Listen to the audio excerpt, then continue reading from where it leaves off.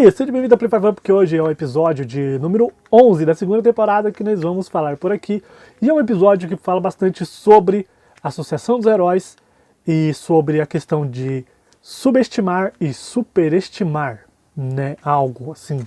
A gente começa com o Death Gatling fazendo um questionamento sobre a questão dos heróis de classe S, como a Associação de Heróis ela superestima os heróis de classe S e subestima os heróis das classes inferiores, né?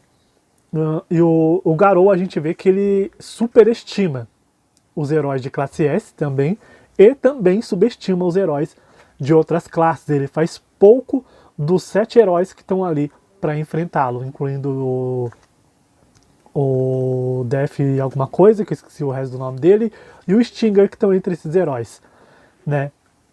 E o interessante é que a gente vê um pouco da infância do Garou também, e mostra, né, as crianças falando sobre uma cena onde alguns heróis enfrentaram um demônio caranguejo e tal. E essa cena ela é bem representativa, porque a gente tem o Garou colocando um ponto bem interessante nisso aí. E ele fala, pô, o demônio caranguejo ele estava apenas tentando defender o oceano. E ele estava enfrentando um herói. Apareceram mais heróis. Ele conseguiu segurar até um determinado ponto, mas chegou no ponto que ele não conseguiu vencer e os heróis venceram ele, né? Aí ele fala que aquele monstro, aquele demônio, na verdade, ele é alguém bem resistente, alguém determinado. Ele estava tentando proteger o ponto de vista dele da situação, e aí os garotos começam a zoar ele pelo fato dele ter esse ponto de vista com relação aos... Opa, desligou a tela. Ligue de novo dela. Aos monstros, assim, digamos, né? Essa é uma das partes de flashback que a gente tem no episódio. É uma parte bem legal, porque a gente vê um pouco mais do Garou, né? E é bem interessante como o Garou fala sobre essa questão dos monstros, mas de uma, digamos assim, de uma forma como uma criança inocente mesmo veria. Tanto que o título do episódio é A Dignidade de Todos. Nesse ponto de vista dele, a gente vê a dignidade do demônio caranguejo que estava lutando para defender o oceano, né? Era a função, era a ponte dele. O garoto criança tem esse ponto de vista que ele estava apenas defendendo dele ali, né? Ele enfrentou alguns heróis, teve que enfrentar mais heróis e não conseguiu sobressair diante a um número, se não me engano, 2 ou 3 heróis enfrentando ele. E aí o Garou disse que se ele estivesse mais preparado, ele conseguiria certamente vencer esses heróis. Tá? A premissa é uma premissa bem simples, essa do demônio caranguejo querendo defender o oceano e os heróis querendo defender, tipo, não é explicado. Essa é a parte interessante. Acho que por ser um flashback do Garou, ponto de vista do Garou, não teve uma justificativa para os heróis enfrentarem ele, a não ser o fato dele ser um monstro e ele ser um demônio. Fim. Mas é muito bom ver essas interpretações, porque aqui no One Punch Man, a partir do momento que o Garou apareceu, não sei vocês, mas eu, vendo a história dele, eu fico esperando que realmente aconteça alguma coisa que de fato faça com que o Garou apareça mais. Que é o que tem acontecido até o momento em que ele encontra com o Saitama, que ele não sabe que é o Saitama ainda, né? Isso é bem interessante. Mas o Death Gatling, lembrei o nome, um outro ponto que ele cita, que é bem importante, eu esqueci de falar no início, é quando ele vai falando da Associação dos Heróis, a forma hierárquica, o fato de superestimar os heróis de classe S e subestimar os heróis das classes inferiores, acaba fazendo com que bons heróis não sejam notados. O fato é que a Associação de Heróis, ela criou essa hierarquia e ela se prendeu muito a ela. E esse ponto do Death Gatling faz a gente perceber que realmente é assim, porque muitos bons heróis, eles não são notados. Tipo, a Associação de Heróis, ela tá tão fechada nesse sistema dela que ela não conseguiu notar o Saitama ainda. Entendeu? De fato, como o Saitama é. Ela não consegue, por exemplo, dar uma devida atenção para o Saitama, assim como o Saitama podem ter outros heróis interessantes, não no mesmo nível de poder, mas aí ela acaba perdendo, querendo ou não, vários heróis nesse sistema hierárquico, porque ela não dá a devida atenção para esses heróis. Ela montou o sistema, se fechou nesse sistema e deixou rolar. Saca? Ela meio que se acomodou. Tipo, entrou em pânico, chama os heróis de classe S para resolver a treta. É basicamente assim que a Associação dos Heróis ela tem, digamos assim, funcionado, né? Esse episódio ele tem muita luta, muita luta. Ele tem bastante história, mas ele tem muita luta. E uma das coisas que eu achei muito legal, levando em conta toda essa reflexão que o Death Gatling fez, é que os 7 heróis que estão ali, eles trabalham muito bem em sincronia. Então, querendo ou não, o Death Gatling, ele faz essa ponta falando da hierarquia e afins, voltando também para esse lado, porque todos esses heróis juntos, eles conseguem fazer alguma coisa pela associação de heróis. Mesmo separados, eles ainda são heróis fortes, mas quando eles estão juntos, eles podem fazer alguma coisa. Não é algo que a gente possa colocar assim, eles vão conseguir fazer alguma coisa em relação ao Garou, porque o Garou mesmo, depois de ter tomado aquela bica do Saitama, que detonou com ele, ter tomado um pau lá do cão de guarda, ainda recebeu umas flechas envenenadas, e tá ali, ó, só se segurando, ele ainda foi capaz de, mesmo essa equipe de heróis tendo lotado de uma forma bem sincronizada, montando um plano de ataque bem estruturado para vencer ele, o cara conseguiu dobrar todo mundo da forma convincente dele, de jogar as palavras e também de seus ataques, que, por exemplo, os ataques dos heróis de início foram para tentar parar o Garou e capturá-lo. O do Garou não foi para tentar capturar ninguém. O do Garou foi justamente para chegar e derrubar os heróis. E foi isso que ele foi fazendo um por um. Até o momento que ele sai no braço com, acho que Megane, se eu não me engano, cara. É um herói que me parece, para ser bem sincero, ele parece ter sido inspirado no Gohan do Dragon Ball Super. Que é o Gohan que tá com o moletomzinho verde e tal. O Gohan, por exemplo, da saga Frieza Dourado, tá? Pra você ter uma noção melhor. Que é o cara que ele até que é forte, mas ele não consegue dar conta do recado. Tipo, o Gohan contra o Frieza não conseguiu dar conta do recado na saga Frieza Dourado. O máximo que ele conseguiu fazer foi usar o seu Ki no nível que criou tipo um alerta pro Goku lá no planeta do Bills voltar pra Terra e enfrentar o Frieza. Então o Megane acaba entrando no mesmo ponto. Eu não lembro se o nome dele é Megane, tá? Mas eu achei muito bonito, agora vai ficar assim. E aí mostra um flashback dele, Megane, com o time da Fubuki, porque parece que ele queria entrar pro time da Fubuki, ou o time da Fubuki fez o que ela sempre faz com os heróis de classe B que vão subindo no rank. Ela foi lá para ver se o cara era realmente aquilo e talvez recrutar pro time dela ou deixar de canto, né? E numa determinada situação a gente vê um monstro atacando ele e ele ali se alimentando porque ele não consegue ser forte o suficiente para derrotar aquele monstro. É quando aparece o nosso querido careca da capa branca e dá um socão no bicho e detona ele. E aí o cara lá se lamentando e afins, e o Saitama pega e fala que tipo, se você tem tempo para se lamentar, é melhor você seguir em frente. Só que essa fala parece simples, mas ela tem aquela trilha sonora clássica do One Punch que remete o quê? A uma ponta de drama, onde o Saitama ele dá uma lição pra pessoa, falando que tipo, o cara falando que ele chegou no limite dele. E o Saitama fala, mas quem é que decide o seu limite? Entendeu? E aí o cara decide de fato se tornar um herói, porque ele viu o que o Saitama fez. Mesmo com essa lembrança, esse flashback bonito, interessante, lá com o nosso careca da capa dando soco no monstro, destruindo, o cara pegando uma ponta nisso pra se tornar um herói bem forte, e ele tomou um belo de um pau do Garou. Mas foi bem interessante. E me lembrou muito, tá? Me lembrou muito mesmo o nosso querido Gohan. Um dos pontos que eu achei bem louco, assim, porque eu achei que fosse ter mais... Como que eu posso dizer? Eu tô olhando aqui na minha cola em alguns momentos, tá? Porque eu não tenho umas coisas... Normalmente eu não faço isso, como eu disse. Eu acho que eu disse no início do vídeo. Normalmente eu não faço isso porque o episódio tá fresco na minha cabeça, mas dessa vez não ficou fresco porque tá numa semana corrida, é muito trampo, correria, eu vi o episódio, daí eu vi o episódio ontem de novo, mas não consegui assimilar tudo, então eu decidi anotar. Uma das coisas do Garou que eu achei muito interessante é, ele pega e fala, sério, pro Death Gatling, que é o único que sobra, que tem uma criança dentro da casa, pra ele não atirar lá.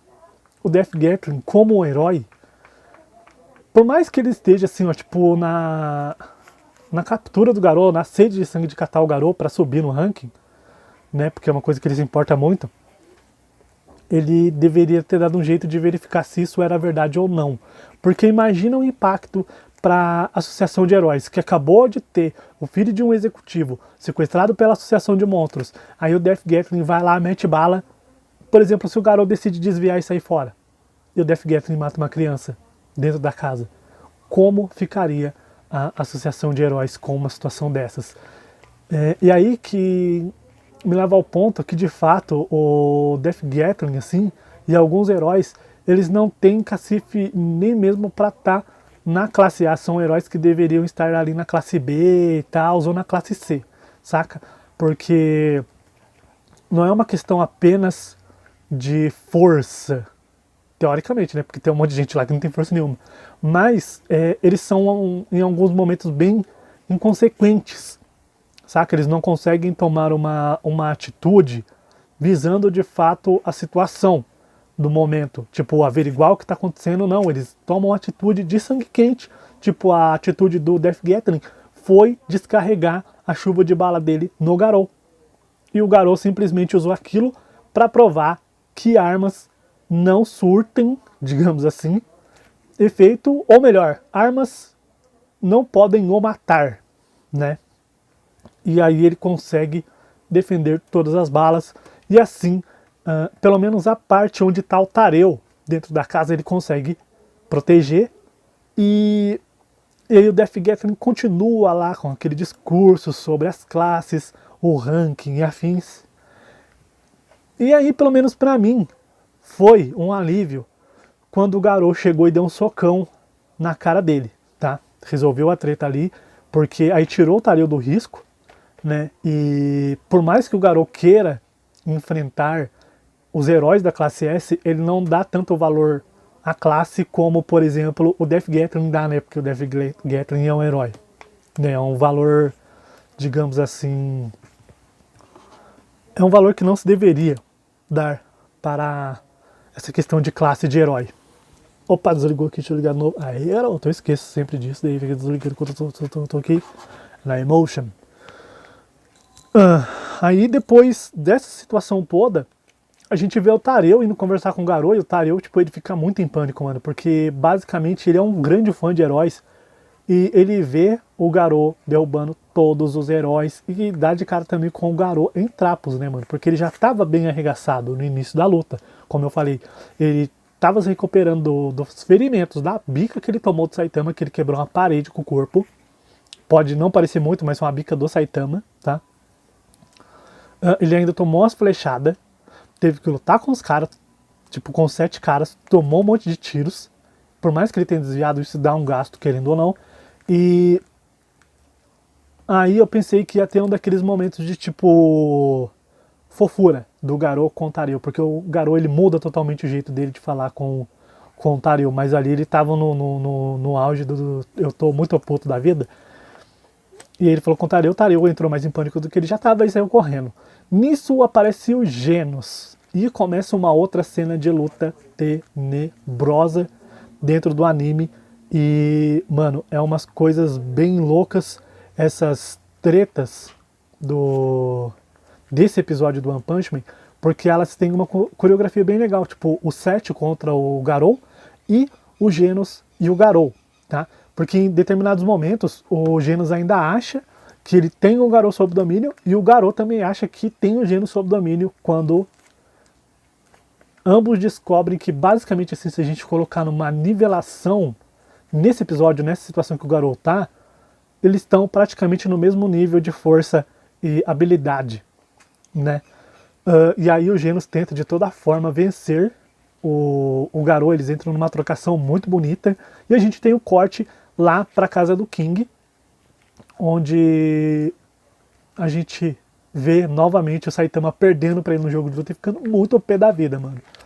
Quando o King recebe um sinal da Associação de Heróis falando sobre alguns vilões e aí o King pergunta pro Saitama sobre o Genos. E aí o Saitama se liga, pô, mano, o Genos saiu ontem, né? Ele não voltou até hoje. Daí ele pensa assim, ele lembra dos Genos. Muito, esse pensamento, cara, eu ouvi e eu ri, porque é engraçado. Vem na memória dele assim, pá, o Genos. Muito zica da balada, cheio dos equipamentos, zicão mesmo, pose de herói fodão. No momento seguinte, vem na mente dele aquela imagem do Genos parecendo uma marmita pendurada. Ele fala, acho que é melhor dar uma averiguada, ver como ele tá, né? Eu vou dar uma saída, ele olha pro uniforme e aí decide fazer isso. Porque querendo ou não, por mais que o Genos seja forte, o Saitama já viu ele em situações deploráveis, né? Embora ele tenha perdido a última, que foi contra o Goketsu. Depois disso, a gente tem todo o rolê de volta pro conflito entre Genos e Garou. E eu fui virar a folha pro lado errado aqui no bagulho. Nossa, mano, eu não sei mais virar folha aqui não, tá tudo bagunçado, tá? Aí a gente tem a volta dessa treta dos dois com uma situação que eu achei muito interessante, cara. Não sei se... Provavelmente vocês perceberam, porque foi um momento que teve um foco ali em uma câmera lenta simplesmente pra mostrar isso. Que o nosso menino Garou, ele consegue assimilar movimentos. E ele assimilou o movimento do cão de guarda, cara. E ele começou a se mover por quatro patas e assim ele conseguiu até que dar um certo trabalho pro Genos, né? Mas o Genos usando ali suas... Qual que é o nome do negócio, cara? Os seus equipamentos, né? Ele conseguiu continuar dando trabalho pro Garou. E aí tem um momento que eu fiquei, mano... Da hora. Aparece uma porrada de monstro da associação, não para enfrentar o Genos, mas para pegar o Garou e levar para a associação dos monstros, porque a alta patente da associação de monstros estava esperando pelo Garou e iria receber ele. Ok, bonito, maravilhoso, mas o Garou não queria colar nisso aí não, ele estava sossegado, de boas, né? E aí o Genos começa a destruir todo mundo, mano. Todos os monstros ele começa a destruir.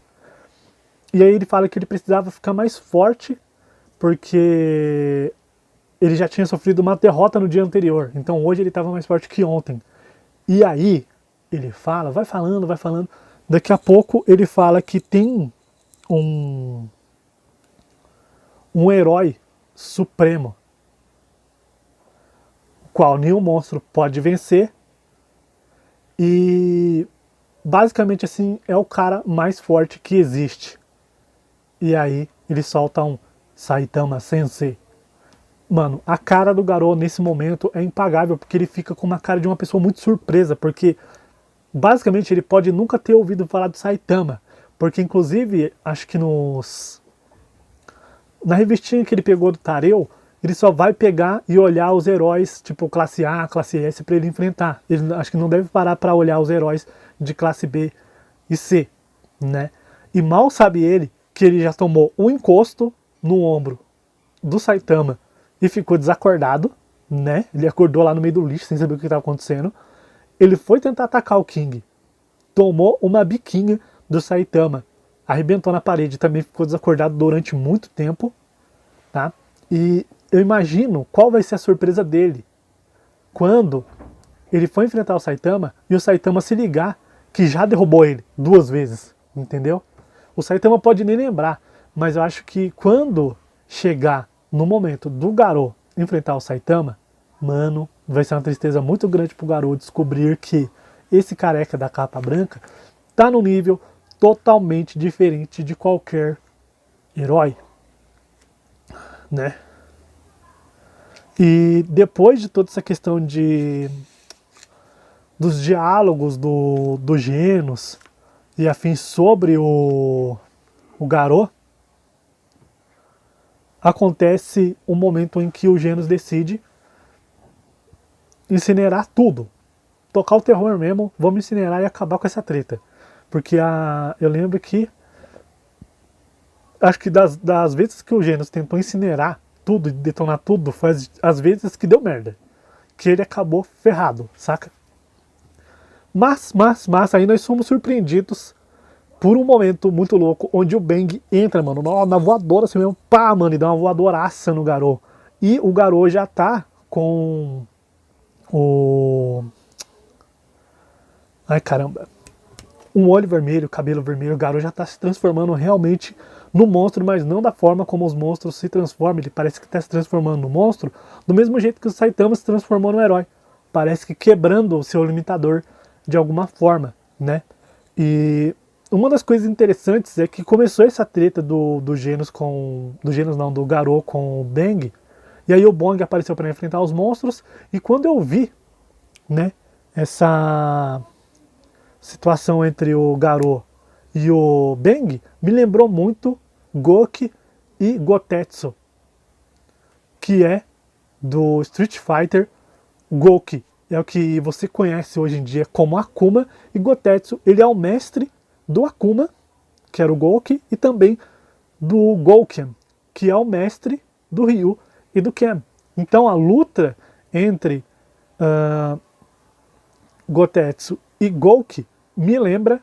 Não, tipo, a luta do Bang do Garou me lembrou muito essa luta, porque é mestre e discípulo, mas o discípulo partindo para um lado onde ele quer se tornar um monstro. No caso do Akuma também, ele queria... No fato, ele não queria se tornar um monstro, mas ele queria poder, e o poder ele obtinha através do Satsui no Hado. E o Satsui no Hado o deixou de uma forma grotesca, como se fosse um demônio de fato. Ele fica com os olhos vermelhos, cabelo vermelho, e ele realmente se torna um guerreiro implacável, né, e vence o seu mestre. Como eu não vi o episódio 12 ainda, vou ver depois, não sei o que rola aqui, tá? Mas é bem interessante. E uma outra coisa que me lembra isso também, mas não da mesma forma, porque não acontece da mesma forma, mas quando o Garou, ele vai pro dojo do Bang, que é o último flashback que rola aí no negócio, me lembrou quando o Gouken encontra o Ryu e leva o Ryu pro dojo. São situações diferentes, porque o Garou, ele vai e ele intima o Bang, pergunta pra ele se ele era realmente forte, tipo, meio que já queria ir pro pau já de uma vez, saca? E ele já não era criança, ele já era um jovem Garou. Apareceu uma vez aqui no telefone, eu me baguncei, mas aí ele cai de fome, e aí tá o Bang e aquele outro carinha lá, mano, que tem uma cabeça mais engraçadinha lá, que tava no torneio lá das artes marciais, eu não lembro o nome dele, que achava que ele era muito forte, que ele ia arregaçar, ele ficou com mó pena do Charanko, sendo que o Charanko era zico da balada, o Charankotama. E aí o Bang fala pra ele que ele deveria pegar e alimentar aquela criança, e alimentar ela muito bem, certificar de que ela tá muito bem alimentada. Então o Bang recebeu o Garou dentro do dojo dele de uma forma muito, digamos assim, cara, com um certo cuidado, saca? Pedindo para que um de seus discípulos fosse lá e cuidasse dele, que ele estivesse bem alimentado e afins. E aí, a partir disso, que Bang ensinou todas as técnicas que ele sabia ao Garou. Após isso, a gente tem a cena final do episódio, onde aparece o Garou, mano, num olhar muito demoníaco, mesmo, muito Akuma, indo pra cima do Bang, e o episódio se encerra. É assim que acaba, eu fiquei, meu Deus do céu, esse episódio 11 foi louco, foi treta, porrada pro contelado. Imagino o 12, que é o que encerra essa temporada, né? Deve ser muito louco. Assim que eu ver, eu já trago pra cá, não vou demorar muito pra ver não, porque é bom, né, Saitama, poxa, é muito bom, muito bom, muito bom. Bom, eu fico por aqui, eu espero que vocês tenham curtido este vídeo, pra gente falar sobre superestimar esse sistema de hierarquia que tem ali na Associação dos Heróis. Como a Associação dos Heróis, ela meio que se cegou, né, por ficar nesse sistema de hierarquias, então ela criou o sistema e se acomodou ali dentro e deixa muitos heróis passarem batido, como é o caso do Saitama, né? Por exemplo, se o Mumen Rider tivesse na cena onde o Death Gatling estava, quando o Garou falou, pela ingenuidade, o Mumen Rider poderia pensar, pô, realmente deve ter uma criança lá dentro, vou averiguar de alguma forma, entendeu? Então acho que se tivesse o Mumen Rider nessa situação, a equipe de heróis, ela Poderia de fato ter sido derrubado como foi? Poderia, mas não teria colocado a vida de uma criança em risco, né? Então, é isso aí. Se você gostou, deixa seu like, beleza? Se inscreve aí embaixo no canal se você não for inscrito. Clica no sininho para você receber sempre os vídeos novos aí em primeira mão, ok? Visite playforfun15.com. Comenta aí embaixo o que você achou do episódio 11 do One Punch Man, esse episódio 11 da segunda temporada, e o que você achou da tomada desse vídeo, as ideias abordadas aqui e tal, e o que você acha dessa questão que eu citei sobre o Garou, Bang, Gouki, Gotetsu, as coisas se parecem, ou mesmo Gouken e Gouki, Ryu e Gouken, quer dizer, né, que é bem louco também, é vários envolvimentos do pessoal do Street Fighter. E foram dois momentos que eu identifiquei aqui, né, que me lembraram, tirando o maluco lá que parece o Chapolin, mas o Mengane que parece o Gohan, da saga Golden Frieza, e Garou e Bang, me lembrando muito da treta entre Gouki e Gotetsu. Então, eu fico por aqui, falou, valeu, até mais e tchau!